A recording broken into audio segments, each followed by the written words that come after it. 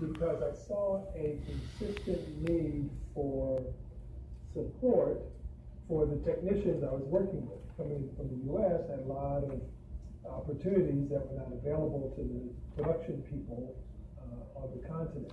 And so after several years of, requests for support, for interaction, for help, for information, I thought, we can do that.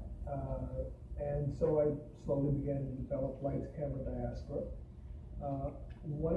As a working practitioner in the film industry, by film meaning film, television, live events, etc. One of my things is that I want Lights, Camera to be a source for employment for technicians, for behind-the-scenes people in various levels, because, as many of you know, if you're working, then you can continue working, you can pay your bills, you can feed your family, etc. So, as a freelancer, and at that point, when I first started the business as a young freelancer, married, raising children, I realized the importance of economic viability in order for anyone at any age to continue pursuing the goals that they're going after. So Lights, Camera, Diaspora is about creating economic opportunities for behind-the-scenes production personnel to grow and expand the opportunities for business and for content creation and distribution. And one of the things that I have personally been focused on is the link between the U.S. and Africa, partly because of my interest in the continent in general, and also because I feel like there's a significant business opportunity for everyone involved on both sides of the ocean. So Lights, Camera, Diaspora has primarily been focused on connecting the industries between the U.S. and Africa. As Lloyd mentioned, I've had several different interactions with sister cities already. Lights, Camera, Diaspora was fortunate enough that Lloyd Johnson introduced us to the Chicago-Durban relationship because of a dance company deeply rooted based in Chicago that was traveling to Durban with support of sister cities, Durban, Chicago. I worked with that dance company, went along with them, and under the auspices of Sister Cities, participated in the dance festival there and began to grow many now fruitful relationships here in South Africa. So that's just the beginning. That's just one of many ways in which Sister Cities has already touched Lights, Camera, Diaspora. And one of the other ways we've been doing it is that of late, I have become involved with equipment manufacturers in the U.S. in the film industry who are interested in supporting our work. So we are currently shipping, with the support of Sister Cities, equipment to Lusaka, Zambia. That came about through the support of the Lusaka, Los Angeles Sister Cities partnership. So they have provided shipping for the equipment, which made it possible for us to take the U.S. donations and donate them to some of the film community in Lusaka. That is another example of how Sister Cities and actions. And one of the things that I have noticed living in Los Angeles is that there are many, many more opportunities for growth in the film and television industry that we at LCD feel will benefit the Sister Cities goals. So Sister Cities is about supporting various cities across the ocean and with different resources in both directions. And what we like to consider is that there are many opportunities for Sister Cities to grow existing relationships. Say in South Africa, there's a town in Rwanda, and a U.S. sister city has the ability to support by equipment, by supporting people traveling back and forth with media skills, with media education with sister cities. These are ways that we think sister cities can Africa can expand their reach into the youth market.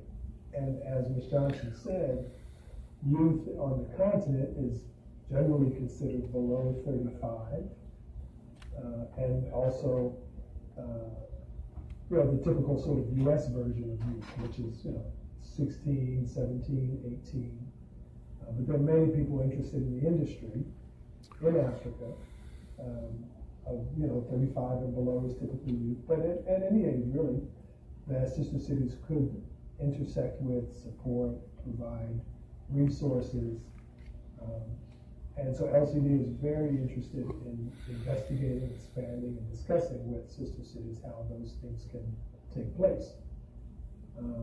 That's just a quick overview of how sister cities and LCD have a potential opportunity that we all see, that sister cities has begun to recognize, and between the Lusaka-Los Angeles relationship as well as the Chicago-Durban, and I'm sure there's many others that I don't know about, across the country, but these are ways that we think sister cities could grow their reach in Africa and in the U.S. for that matter, with younger people who are more media savvy, who are more visual, who are more internet technology based, and provide new energy into the sister cities family. So there you go. In Hollywood or Atlanta and New York, at a really basic level, and I just wanted to mention it because he mentioned about 3 years ago, a group out of Dakar called them, because every country has a TV station. Every country has several radio stations. But more importantly, every country has people getting married. And what do they want the marriages done? They want them recorded. Cameras, so they could be the photographers for the local weddings. So I don't want his presentation to seem, oh, this is only for LA, or this is only for New York. There are some very basic things, and particularly as we know in the continent, hardly anyone is watching TV.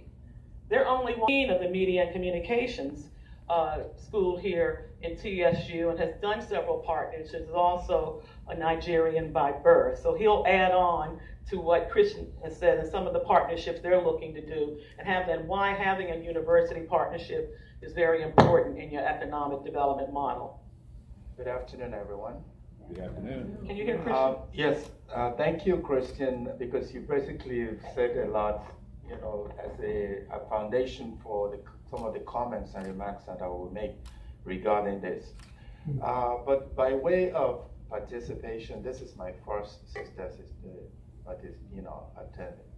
And I'm very grateful to Dr. Robert Ford for asking me to come to be part of this, and I've been quite impressed. I've been involved in a lot of other training and partnerships involving Africa, both on the political and economic point of view.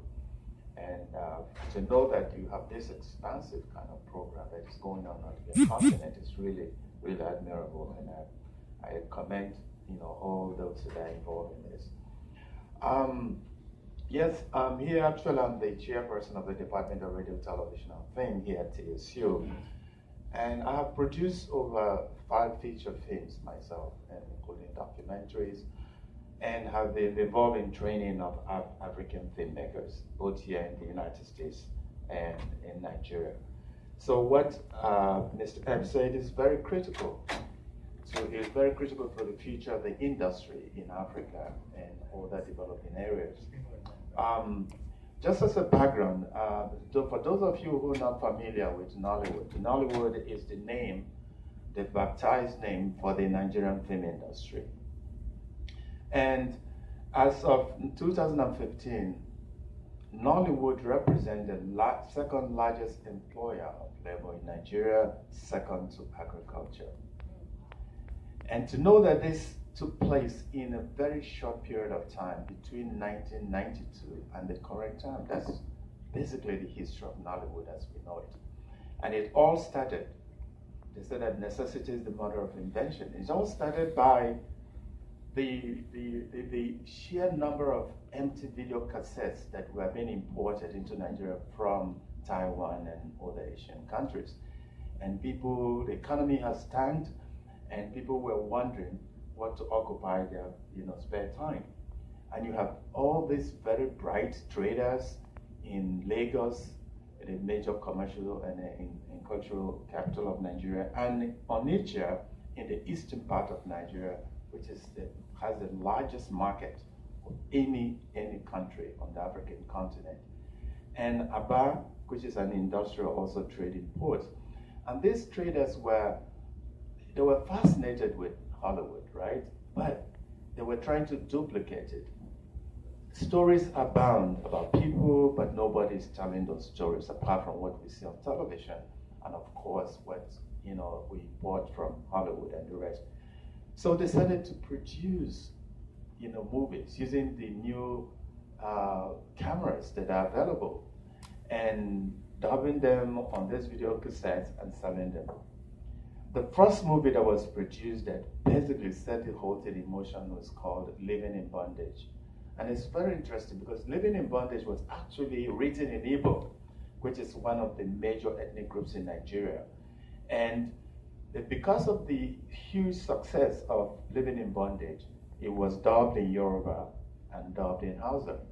And that set in motion what is to become Nollywood today. The fact that Nollywood represents the best example of a people consuming what they produce, it's something that ought to be encouraged and supported. Today, not only that films produced in Nigeria is the #1 most consumed cultural product in that country, but it's now popular throughout Africa and the islands and the rest. So, but it faces tremendous challenges, and those challenges including production value, training of skilled manpower to work in the industry, and so that the industry can grow much better, and also embracing modern forms of distribution. The movies get pirated before they're even released. But these producers were ingenious enough also to come up with ways to bypass that, at least to obviate the piracy. And what they did was, every week they released over 16 films in the market. And these films are dubbed into more than 200,000 now DVDs and released simultaneously in all the major cities in Nigeria to prevent pirates, people who duplicate, from reaching the customers before they reach them. And so this has been going on. They lose money, but for them to continue to grow, it means that some money is being made, that revenue accrued to the investors who were most